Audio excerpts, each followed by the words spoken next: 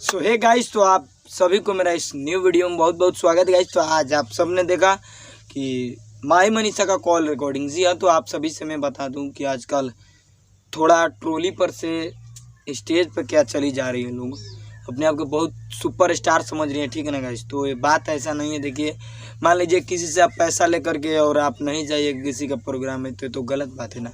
मान लीजिए हम ही आपसे पैसा ले लेंगे और आपके प्रोग्राम में नहीं आएंगे, तो आप सबको कितना बेकार लगेगा, बताइए आप सब। तो ऐसे ही बताइए, ऐसा ही है कि मेरे सिंगर भैया के साथ हुआ। इधर स्क्रीनशॉट देख सकते हैं उनका, भैया जी का फोटो।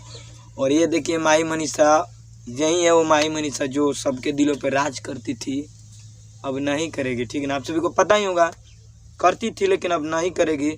और वो लोग लाइव भी आई थी माही मनीषा और अपने बारे में पूरा ढील रही थी।